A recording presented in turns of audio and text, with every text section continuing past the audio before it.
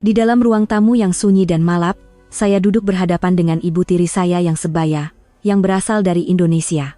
Kami hanya berdua.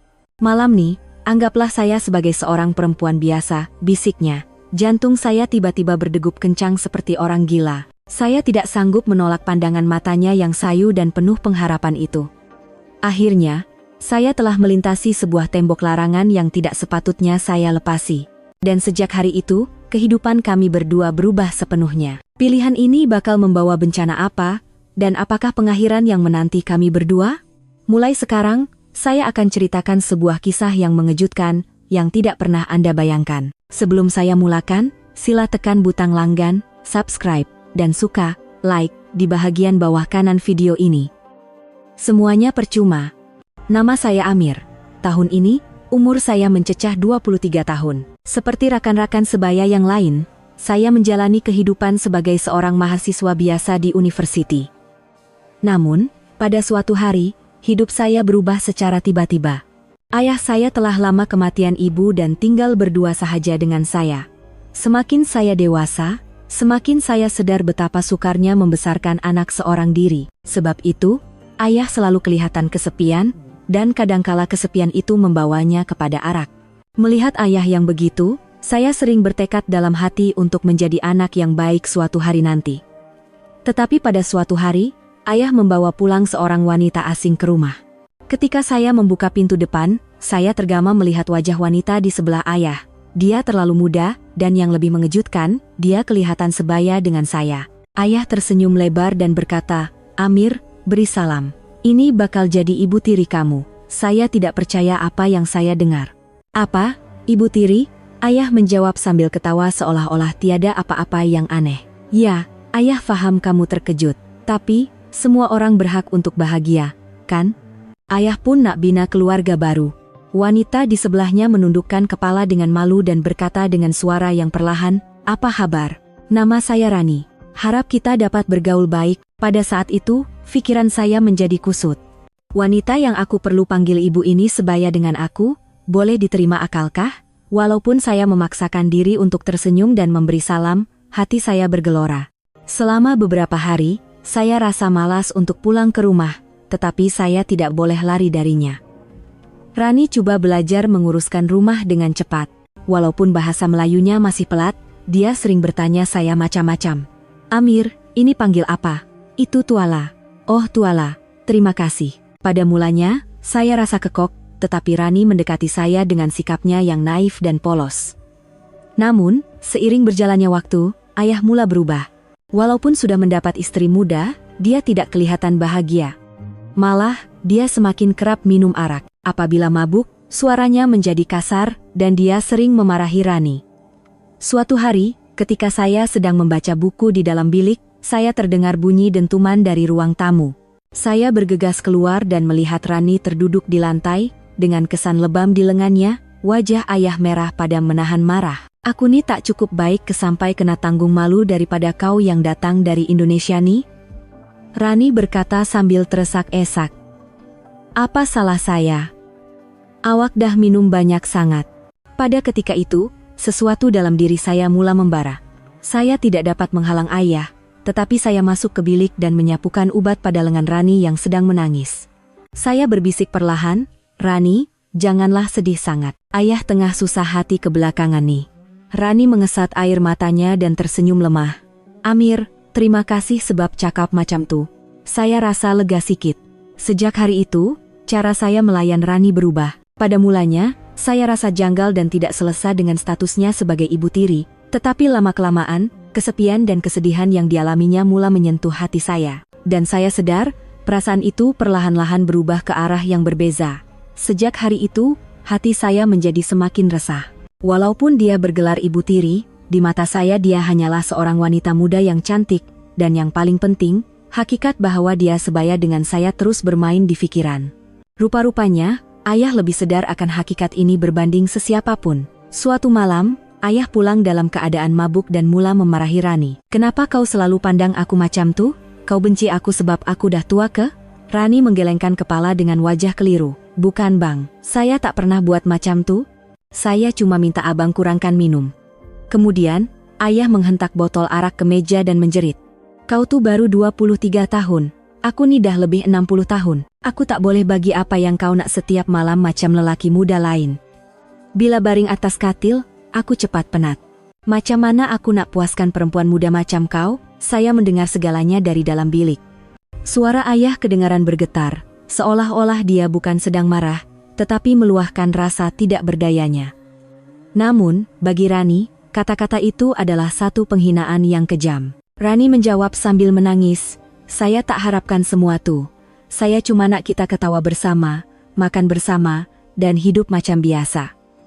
Ayah memalingkan muka dan menghabiskan minumannya. Jangan tipu. Kalau dengan lelaki sebaya kau, mata kau tuh bersinar-sinar. Aku dah tua, aku dah tak boleh buat apa-apa. Kau pun akhirnya akan tinggalkan aku, kan? Mendengar kata-kata itu, Rani terus menangis tersesak-esak. Saya tidak tahan lagi, dan terus meluru keluar ke ruang tamu. Ayah, cukuplah. Apa salah Rani? Ayah merenung saya dengan tajam dan meninggikan suara. Kau takkan faham, Amir. Perasaan seorang lelaki yang sudah tidak berdaya. Kau tahu tak betapa hinanya orang tua macam aku nih hidup dengan perempuan muda? Sejak hari itu, suasana di rumah menjadi semakin tegang. Ayah semakin bergantung pada arak, dan Rani pula semakin pendiam. Beberapa hari kemudian, ayah terpaksa keluar kawasan untuk beberapa hari atas urusan kerja. Tinggallah saya dan Rani berdua di rumah. Malam itu, ketika saya pergi ke dapur untuk minum air, saya melihat Rani sedang duduk di meja sambil minum seorang diri. Saya menegurnya dengan berhati-hati. Rani, kalau minum seorang diri lewat malam macam nih, tak baik untuk kesehatan. Rani mengangkat kepala memandang saya dan tersenyum lemah. Amir, bila di sisi ayah kamu, saya tak tahu kenapa saya rasa sunyi sangat. Saya cuma seorang wanita, tapi saya rasa macam selalu sendirian. Walaupun tinggal bersama, rasanya macam tak hidup bersama. Saya tidak mampu berkata apa-apa. Saya hanya duduk di sebelahnya, mengambil gelas dan minum bersamanya. Tidak lama kemudian, Rani mulai menangis dan menyandarkan kepalanya di bahu saya. Amir, apa yang patut saya buat sekarang? Saya seorang diri di Malaysia nih. Saya dah tak tahan. Saya menggenggam tangannya erat dan berkata, saya ada. Mulai sekarang, saya akan lindungi Rani. Rani memandang saya dengan mata yang berkaca dan menjawab dengan suara yang sangat perlahan. Amir, terima kasih. Bila kamu cakap macam tuh, saya rasa macam boleh bernafas sikit. Pada saat itu, saya sedar.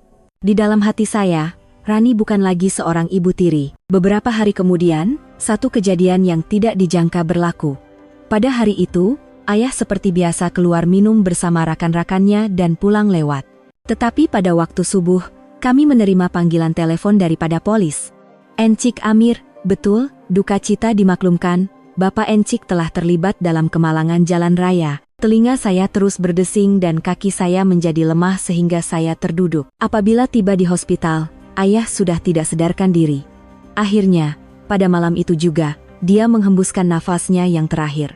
Majelis pengebumian dipenuhi dengan air mata dan keluhan, tetapi di dalam hati saya, terdapat satu perasaan yang bercampur baur dan sukar untuk dijelaskan. Di satu sisi, ada kejutan dan kesedihan karena kehilangan ayah, dan di sisi lain, realiti bahwa kini hanya tinggal saya dan Rani di rumah ini mulai menghampiri. Selepas selesai urusan pengebumian, rumah menjadi sangat sunyi. Gelas yang selalu ayah gunakan masih ada di atas meja, dan bau arak samar-samar masih terhidu di dalam bilik yang kosong itu. Rani duduk di tepi tingkap, merenung keluar tanpa berkata apa-apa. Saya mendekatinya dan bertanya dengan perlahan, Rani, awak oke? Dia perlahan-lahan memalingkan mukanya dan menjawab, Amir, saya nak pergi kemana sekarang? Di Malaysia nih, tak ada siapa yang akan berpihak pada saya. Ayah kamu pun dah tak ada. Suaranya kedengaran seperti orang yang putus asa. Mendengar kata-katanya, hati saya terasa berat. Jangan risau, saya ada. Mulai sekarang, saya akan jaga Rani. Anak matanya bergetar sambil dia merenung wajah saya lama. Selama beberapa hari, kami menjalani kehidupan bersama yang kekok. Kehilangan ayah meninggalkan satu kekosongan yang besar, tetapi di dalam ruang kosong itu, kehadiran kami berdua terasa semakin kuat. Setiap pagi, apabila kami duduk berhadapan di meja makan, saya teringat dahulu ayah selalu duduk di tengah. Kini, hakikat bahwa hanya ada kami berdua terasa begitu jelas. Suatu petang, saya keluar ke dapur selepas penat belajar. Rani sedang duduk seorang diri dengan gelas di tangannya. Wajahnya pucat, dan matanya kelihatan letih karena menangis. Saya mendekatinya dan berkata, "Minum lagi?"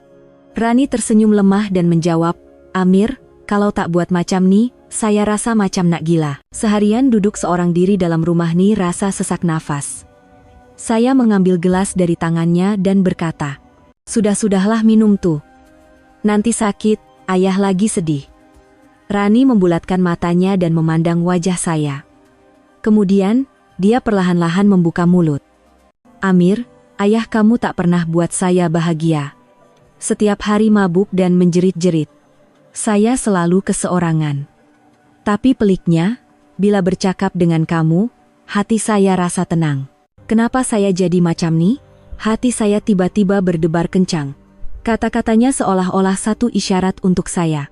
Namun, saya coba berlagak biasa dan menjawab, "Rani, awak rasa macam tu sebab tengah sedih.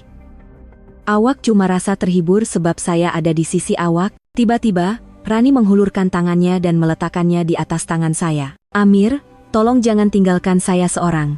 Kalau kamu pun tak ada, saya takkan mampu bertahan." Pada ketika itu, suasana di dalam bilik berubah. Kehangatan yang terasa dari hujung jarinya membuat seluruh badan saya terasa panas. Saya dan Rani duduk begitu untuk seketika, berpegangan tangan tanpa berkata apa-apa. Dan saya sadar, hubungan kami kini tidak lagi boleh digambarkan dengan gelaran ibu tiri dan anak semata-mata. Beberapa hari selepas pemergian ayah, suasana di rumah menjadi semakin asing. Pada mulanya, ketiadaan suara ayah yang selalu mabuk terasa sunyi, tetapi lama-kelamaan, kekosongan itu meninggalkan satu kesan yang aneh. Dan yang mengisi kekosongan itu tidak lain dan tidak bukan adalah kehadiran Rani. Setiap pagi, kami akan duduk berhadapan di meja makan dan bersarapan dalam diam. Hanya bunyi sudu berlaga dengan pinggan yang kedengaran, tetapi di dalam kesunyian itu, saya berasa anehnya lega. Hakikat bahwa Rani duduk di hadapan saya sudah cukup untuk membuatkan saya rasa seolah-olah rumah ini tidak kosong. Suatu petang, saya keluar ke ruang tamu karena berasa bosan membuat tugasan. Rani sedang duduk di sofa, merenung kosong keluar tingkap. Sebaik sahaja saya duduk di sebelahnya, dia mula bersuara. "Amir, sunyi sangat kat sini. Dulu masa ayah kamu ada, walaupun susah, tapi sekurang-kurangnya rasa macam ada kehidupan. Sekarang rasa kosong saja." Saya memandang sisi wajahnya dan menjawab, "Rani, sekarang kita kena saling bergantung. Memandangkan ayah dah tak ada, kita tinggal berdua saja." Dia memalingkan muka dan memandang tepat ke mata saya. "Kamu tak takut ke? Pandangan orang, pandangan saudara mara. Macam mana kalau mereka fikir yang bukan-bukan tentang kita?" Saya terdiam seketika. Tetapi jauh di sudut hati, saya sudah tahu jawabannya. "Rani, apapun orang kata, saya tak peduli. Sebab saya akan lindungi Rani." Anak matanya bergetar, dan tidak lama kemudian air mata mula bergenang. Kemudian, dia berbisik dengan suara yang terketar-ketar. "Amir, bila saya pegang tangan kamu, saya rasa macam saya masih hidup." Tanpa berpikir, saya terus menggenggam tangannya. Hujung jarinya yang sejuk terasa semakin hangat di dalam genggaman saya. Kami duduk begitu untuk seketika tanpa berkata apa-apa, sehinggalah Rani tiba-tiba menyembamkan wajahnya ke bahu saya. "Malam nih, boleh tak? Anggap saya sebagai seorang perempuan biasa." Jantung saya berdegup seperti hendak pecah. Walaupun statusnya sebagai ibu tiri masih terngiang-ngiang di pikiran, tubuh saya sudah pun memeluknya. Kehangatan tubuhnya yang menyentuh bahu saya terlalu nyata untuk saya lari. Rani memandang saya dengan mata yang berkaca dan berkata, "Amir, saya tahu kita tak patut buat macam ni, tapi saya terlalu sunyi. Tanpa kamu, saya tak boleh bertahan." Saya menjawab dengan nafas yang tercungap-cungap, "Saya pun tahu. Tapi saya pun dah tak boleh berhenti." Pada ketika itu, udara di dalam bilik menjadi semakin hangat. Angin bertiup di luar tingkap, tetapi nafas kami menjadi semakin dekat. Saya mendekatkan bibir saya ke dahinya dan berbisik, "Rani, untuk malam ini saja, mari kita jujur pada perasaan masing-masing." Dan akhirnya, saya telah melintasi tembok itu. Selepas malam itu, suasana di rumah berubah sepenuhnya. Walaupun berada di ruang yang sama, pandangan mata kami menjadi lebih dalam, dan setiap sentuhan kecil membawa debaran yang lebih hebat berbanding sebelumnya. Saya dan Rani, walaupun di meja makan, sengaja mengelak pandangan mata masing-masing dan hanya bermain dengan sudu. Tetapi semakin kami coba mengelak, semakin kuat kami menyadari kehadiran satu sama lain. Pagi itu, ketika saya sedang memakai kasut di pintu depan untuk ke university, Rani menegur saya dengan perlahan dari belakang. "Amir, kamu menyesal tak dengan apa yang jadi semalam?" Jantung saya terasa seperti hendak luruh. Saya memusingkan badan memandangnya dan menjawab, "Saya tak menyesal." "Rani, itu bukti yang kita berdua ikhlas antara satu sama lain." Dia merenung mata saya untuk seketika sebelum berkata dengan suara yang sangat perlahan, "Saya pun sama, tapi saya takut. Macam mana kalau ada orang tahu?" Saya menggenggam kedua-dua tangannya dan berkata, "Takkan ada sesiapa yang tahu. Ini rahasia kita berdua. Jadi, jangan risau." Pada saat itu, mata Rani kembali bergenang, tetapi kali ini bukan karena tangisan kesedihan, tetapi air mata kelegaan dan debaran. Sejak hari itu, kami mula mendekati satu sama lain dengan berhati-hati. Pada waktu siang, kami menjaga jarak dan coba sedaya upaya untuk tidak meninggalkan sebarang jejak. Tetapi apabila malam tiba, kami akan saling mencari. Saya akan berdiri di hadapan bilik Rani untuk seketika sebelum mengetuk pintu, dan dia akan membuka pintu dengan perlahan sambil berbisik, "Amir, macam mana kalau ada orang nampak?" Saya tersenyum dan menjawab, "Tak apa. Dekat sini cuma ada kita berdua," dan kami kembali berpelukan. Pada waktu itu, kami dapat melupakan pandangan dunia dan rasa bersalah. Rani memejamkan mata di dalam dakapan saya dan berbisik dengan suara perlahan, "Amir, bila berada dalam pelukanmu, saya rasa seperti hidup semula." Saya mengusap rambutnya dan menjawab, "Saya pun sama, Rani. Rasanya saya dah tak boleh hidup tanpa awak." Tetapi di sebalik kemanisan itu, ketakutan sentiasa ada. Gambar-gambar arwah ayah masih tergantung di dinding, dan setiap kali melintasinya, rasa bersalah yang aneh mula menyelubungi. Rani pun begitu. Suatu hari, dia memegang tangan saya dan mengeluh, "Amir, kalau ayah kamu tahu, tak ke kita akan dihukum." Hati saya tersentak, tetapi saya segera memeluknya dengan erat dan berkata, "Ayah dah tak ada. Takkan kita nak hidup dalam kesepian selamanya? Ayah pun takkan nak tengok kita hidup menderita macam ni." Mendengar kata-kata itu, Rani buat pertama kalinya menangis teresak-esak di dalam dakapan saya. Air mata itu seolah-olah satu kelegaan daripada tekanan yang telah lama dipendam. Saya memeluknya dengan lebih erat dan berjanji pada diri sendiri, "Mulai sekarang, apapun yang terjadi, aku mesti lindungi Rani." Kami menjadi semakin berani. Di setiap sudut rumah, malah di dalam bilik yang pernah digunakan oleh ayah, kami mendambakan satu sama lain. Kadangkala, dengan alasan untuk menziarahi kubur ayah, kami akan pergi jauh dan menyewa bilik penginapan. Kami terpaksa bersembunyi daripada pandangan orang, tetapi saat-saat rahasia itu menjadi api yang lebih marak membakar kami. Namun pada masa yang sama, satu bayang-bayang yang tidak dapat dijelaskan mula menyelubungi. Ketakutan bahwa suatu hari nanti rahasia ini akan terbongkar, dan firasat buruk bahwa hari itu semakin hampir, terasa semakin kuat. Saya dan Rani menjadi semakin berani seiring berjalannya waktu. Pada mulanya, kami hanya menyelinap masuk ke bilik masing-masing pada waktu malam. Tetapi kini, kami mula menyadari kehadiran satu sama lain pada waktu siang juga, dan setiap sentuhan singkat membawa debaran. Di sebelah bilik di mana kerusi lama ayah masih ada, kami berkongsi nafas seolah-olah kami mahu ditangkap. Suatu hari, dalam perjalanan pulang dari pasar, saya terdengar seorang makcik jiran berbisik-bisik melihat kami. Peliklah rumah tuh, kenapa anak dengan maktiri itu rapat semacam?" Kata-kata itu menusuk telinga saya, dan tidak hilang untuk masa yang lama. Sebaik sahaja masuk ke rumah, saya memberitahu Rani, "Kita kena berhati-hati.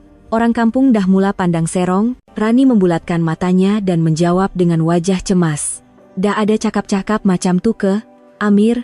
Kita betul-betul akan kantoi ke nanti." Saya memegang kedua-dua tangannya dan berkata, "Jangan risau. Kalau kita hati-hati, tak ada siapa akan tahu. Orang saja suka bergosip." Tetapi saya sendiri pun mula berasa cemas.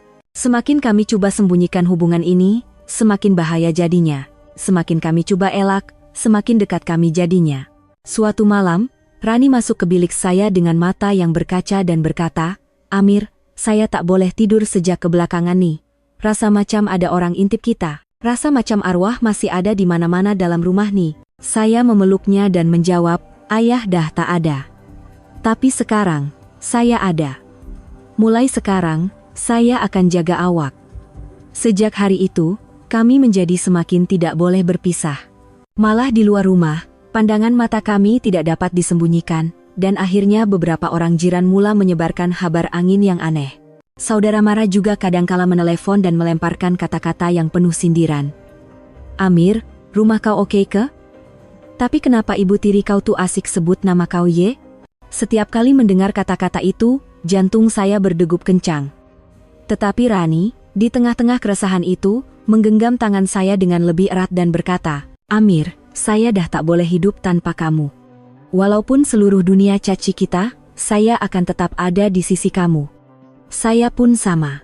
Rasa bersalah dan takut sentiasa menghantui, tetapi pada masa yang sama, saya tidak dapat menafikan betapa hangat dan mendalamnya perasaan ini. Kemudian pada suatu hari, saya terserempak dengan seorang pakcik jiran di lorong depan rumah. Dia memandang saya dengan pandangan yang aneh dan berkata, Amir, pakcik dengar cerita kau rapat semacam dengan maktiri kau tuh. Jaga-jaga sikit, jangan sampai timbul salah faham. Kata-kata itu terasa seperti menikam jantung saya. Saya memaksakan diri untuk tersenyum dan menjawab, tetapi di dalam hati saya sudah dapat merasakan, rahasia kami tidak akan dapat disembunyikan lebih lama lagi. Firasat buruk itu akhirnya menjadi kenyataan. Malam itu adalah malam yang sunyi seperti biasa. Saya dan Rani sedang duduk di ruang tamu. Hujan turun dengan lebat, membuatkan hati saya berasa lebih resah. Rani bersandar di bahu saya. Apabila terasa kehangatan tubuhnya, jantung saya berdegup laju, dan saya rasa tidak dapat menahan diri lagi. Rani, tak boleh ke kita hidup bersembunyi macam ni saja? Saya bertanya dengan suara perlahan. Rani memejamkan mata dan menjawab, Amir, saya pun nak macam tu. Tapi kalau kita terus macam ni, suatu hari nanti pasti akan terbongkar. Tapi buat masa sekarang, saya tak nak mengalah. Pada ketika itu, saya memegang wajahnya dengan kedua-dua belah tangan dan menciumnya. Dan pada malam itu, di dalam bilik, kami tidak lagi menyembunyikan kegairahan kami. Bunyi hujan di luar seolah-olah membuatkan degupan jantung kami semakin kuat. Tetapi, satu perkara yang tidak dijangka berlaku. Pintu tiba-tiba terbuka dan lampu ruang tamu dinyalakan. Saya terkejut dan berpaling. Melihat orang yang berdiri di pintu, darah saya seolah-olah membeku. Abang kepada ayah saya, yaitu Pak Long saya, sedang berdiri di situ. Dia kadang-kadang datang melawat selepas majelis pengebumian, dan hari ini pun dia datang secara tiba-tiba. Wajah Pak Long berubah kerana marah, dan jarinya menuding ke arah saya dan Rani secara bergilir-gilir sambil terketar-ketar. Apa yang kamu berdua buat nih? Dah gila ke? Wajah Rani menjadi pucat lesi dan dia terus terduduk. Saya pula tergamam tanpa mampu berkata apa-apa. Jeritan Pak Long bergema di seluruh rumah seperti guru. Amir, kau ni manusia ke bukan? Ini perbuatan sumbang, kau tahu tak? Jiran-jiran yang terkejut dengan bunyi bising mula menjenguk dari tingkap, dan tidak lama kemudian, bisikan orang kampung mula tersebar. Rupa-rupanya betul gosip pasal rumah tuh. Rani menangis teresak-esak sambil memegang tangan saya. Amir, macam mana nih? Kita dah habis? Saya menjawab dengan suara yang bergetar. Tak, Rani, kita belum habis. Walau macam manapun orang caci kita, saya takkan lepaskan awak. Pada malam itu, rahasia kami bukan lagi rahasia. Berita itu tersebar dengan cepat di kalangan saudara Mara, dan pandangan orang kampung menjadi semakin dingin. Kemana sahaja kami pergi, bisikan akan mengikuti, dan saya tidak berani mengangkat muka. Tetapi di tengah-tengah semua tuduhan itu, kami menggenggam tangan satu sama lain dengan lebih erat. Amir, walaupun seluruh dunia caci kita, saya akan tetap ada di sisi kamu. Saya memandangnya dan menjawab, saya pun sama. Kita dah tak ada jalan untuk berpatah balik. Kita akan harunginya bersama sampai ke akhir. Sejak hari itu, rumah kami menjadi seperti neraka. Saudara Mara datang berkerumun dan memaki hamun saya dan Rani. Amir, kau ni manusia ke? Kau konteng arang ke muka arwah ayah kau, dan kau masih nak panggil diri kau anak. Rani hanya menundukkan kepala sambil menangis. Saya memeluk bahunya dan menjawab dengan suara yang gemetar, Pak Cik, saya minta maaf. Tapi perasaan kami ikhlas. Mungkin tak ada siapa yang faham, tapi kami berdua telah memilih satu sama lain. Tiba-tiba, Pak Ngah saya datang dan mengangkat penumbuk sambil menjerit. Kau panggil perbuatan terkutuk ni cinta? Kau ingat ayah kau besarkan kau untuk jadi macam ni. Ketika saya hampir bergaduh dengan saudara Mara, Rani menjerit sambil memeluk saya. Amir sudah.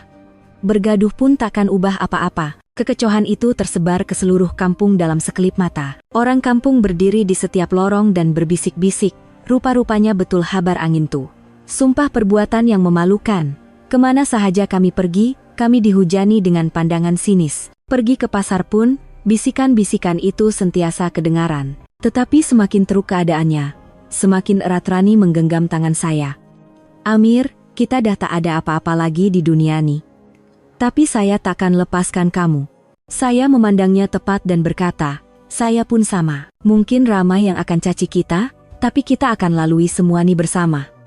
Akhirnya, kami memutuskan untuk meninggalkan segalanya dan pergi dari situ. Kami mengambil keputusan untuk meninggalkan rumah, saudara mara, dan pandangan orang kampung untuk mencari kehidupan kami sendiri. Pada hari kami pergi, saya menyalakan colok di hadapan gambar arwah ayah dan berbisik dalam hati. Ayah, maafkan Amir. Tapi Amir kena pilih kehidupan Amir sendiri. Semasa Bas meninggalkan pekan itu, lorong-lorong dan wajah-wajah orang yang biasa saya lihat semakin menjauh. Di belakang kami, terdapat ribuan tuduhan, tetapi genggaman tangan Rani terasa begitu hangat. Rani berbisik kepada saya dengan wajah yang berlinangan air mata, Amir, kita betul-betul akan oke ke? Saya tersenyum dan menjawab, kita akan oke. Walaupun seluruh dunia caci kita, saya akan tetap ada di sisi Rani sampai bila-bila. Pada saat itu, satu ketenangan yang aneh mula hadir di dalam hati saya. Saya tahu jalan yang kami pilih ini adalah jalan terlarang, dan kami mungkin akan menerima padanya suatu hari nanti, tetapi sekurang-kurangnya pada ketika itu, perasaan kami adalah ikhlas. Tuan-tuan dan puan-puan, Anda semua pasti terkejut mendengar cerita saya. Saya faham, ini adalah cerita yang sukar untuk dipercayai. Tetapi saya sudah membuat pilihan, dan kini saya akan berjalan ke hadapan demi kebahagiaan kami berdua. Jadi, saya ingin bertanya kepada Anda semua, adakah kami berdua akan bahagia? Adakah yang menanti di penghujung jalan ini adalah cinta sejati, ataupun satu penyesalan yang takkan terhapus? Saya amat hargai jika Anda dapat tinggalkan pendapat Anda di ruangan komen.